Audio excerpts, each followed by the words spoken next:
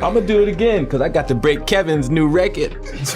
I got to get back on the stage, cause this new record. I don't know what records nobody broke, Kevin. They said Kevin Hart sold out arenas. Katt said where? In his imagination? Bro basically told Hollywood's golden boy that even his audience was CGI. That's not shade, that's a solar eclipse. From the jump, Katt didn't come to play. He came to end careers with punchlines sharper than his perm. He kicked off the interview swinging at Hart's entire resume, claiming nobody alive can remember a real sold-out Kevin Hart comedy show. Translation: Kevin's Laugh at My Pain might have been a prophecy, not a tour. This wasn't just trolling, it was surgical humiliation. Katt made it sound like Kevin's fame was a mirage built on Hollywood marketing and Illuminati lighting. Out and rides the bike, you don't think about it too hard. You just go, okay, that's crazy. The lion's riding the bike. He painted him as a corporate comedian, the type who doesn't tell jokes, just recites PR statements with a smile. The tone was ice cold, but the message, nuclear. Katt was calling out what every old school comic secretly whispers. 15 years in Hollywood, no one in Hollywood has a memory of going to a sold out Kevin Hart show, there being a line for him ever getting a standing ovation. He already had his deals when he got here. Kevin might be rich, but he's not respected in the trenches. And that's what made this opening lethal. It wasn't about jealousy, it was about authenticity. Katt positioned himself as the comedian of the people and Kevin as the mascot of the elites. You could feel the crowd energy split. Have we heard of a comedian that came to LA and in his first year in LA he had his own sitcom on network television and had his own movie called So? Like a live rap battle, half laughing, half clutching pearls. The punchline? Katt didn't just question Kevin's ticket sales, he questioned his soul's receipts. Because in Katt's world, fame without respect is bankruptcy. And that first jab, that was Katt cashing in years of bottled up smoke. Katt Williams didn't just throw shade, he threw a whole solar eclipse on Kevin Hart's halo. Not powerful, Satan can't create anything. That includes blessings for his people. That's why, do you know what the #1 job of somebody that sold their soul in Hollywood is? Is to act like it. When he said Kevin sold his soul, you could almost hear Hollywood's PR teams reaching for the sage and holy water. This wasn't a comedy jab, it was a spiritual indictment. Katt basically accused Kevin of trading his soul for box office numbers, like he walked into the devil's boardroom and signed a Netflix deal with blood ink. And Katt didn't whisper it, he said it with that "I know something you don't" smirk. The kind of smirk that makes conspiracy theorists grab notebooks. He called Kevin the poster child for Hollywood obedience, the man who traded rebellion for red carpets, rawness for reputation. He wasn't just saying Kevin sold out, he was saying Kevin sold everything: humor, integrity, even his original accent. According to Katt, Hollywood didn't just buy Kevin, they rebranded him like an iPhone upgrade. But here's the twist, Kevin's silence after those claims said more than a press conference ever could. He didn't clap back immediately, and that only made the conspiracy grow louder. Online sleuths started digging up old interviews, body language clips, even comparing Kevin's early jokes to his later ones, claiming the man lost his soul the moment he gained global fame. Katt's accusation hit deep because it wasn't about money, it was about authenticity. In an era where fame looks like freedom, Katt said Kevin's wearing chains made of gold.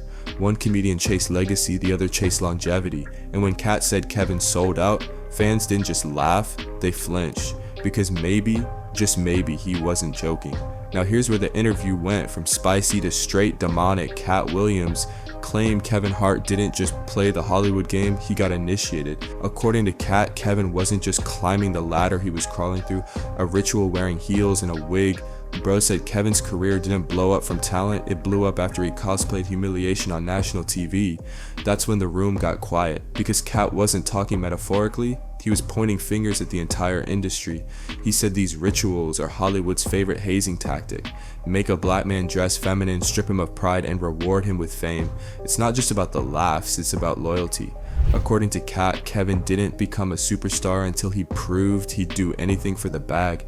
And that's what had the internet losing its mind. People started pulling receipts, screenshots from Kevin's Saturday Night Live drag sketch, old interviews where he said he'd never wear a dress, and fan theories connecting him to Dave Chappelle's infamous Hollywood humiliation rant. Suddenly Katt's wild claim didn't sound so wild anymore.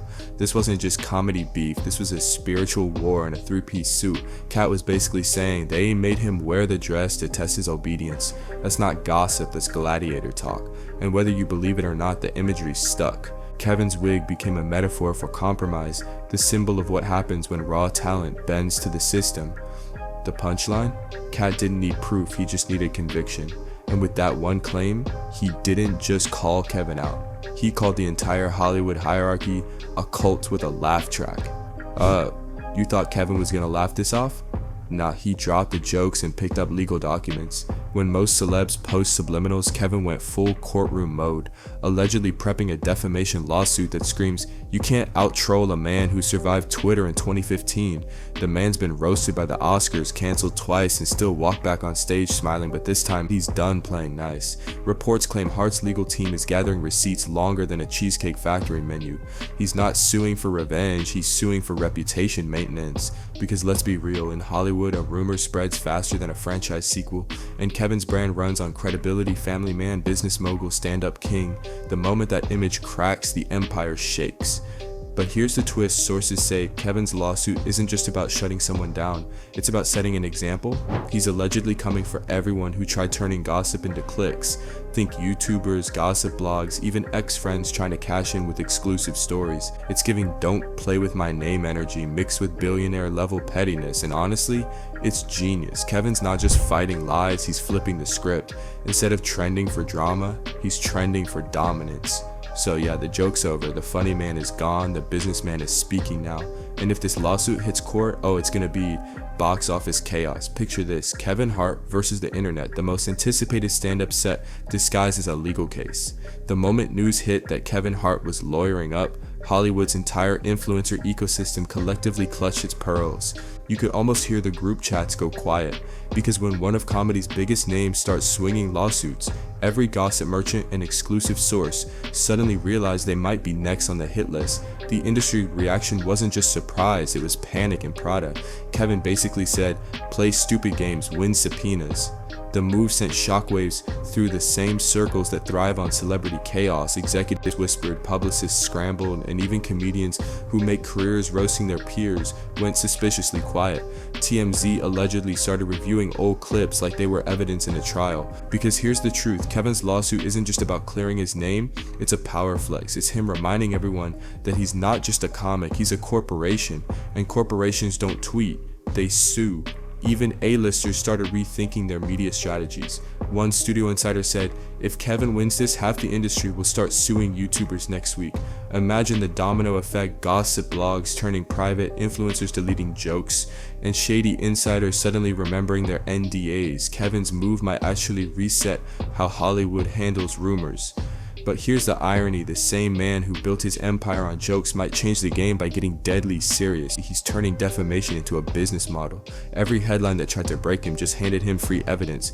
That's not revenge, that's brand evolution.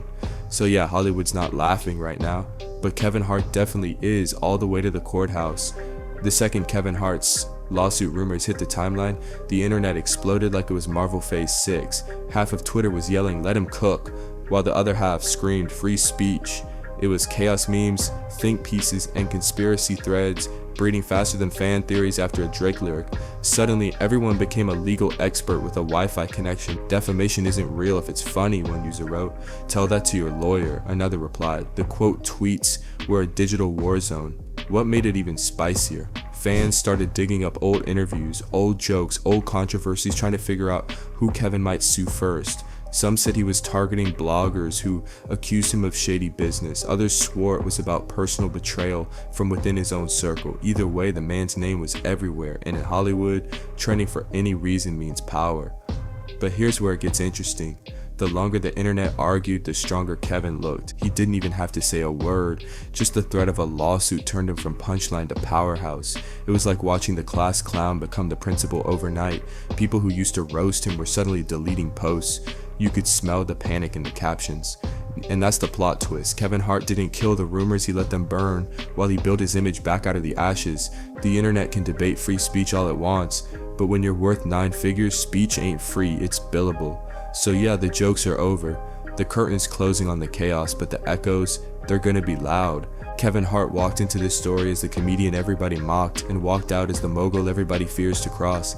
In the age of clicks, he's proving that reputation still cashes bigger checks than rumors ever will. And if you thought this was over, think again. Hollywood doesn't end drama, it reinvents it. Stay tuned, because the next headline might not be about Kevin at all. It might be about the next person who thought they could play games with a man who built an empire on timing. And right now, Kevin Hart's timing is deadly.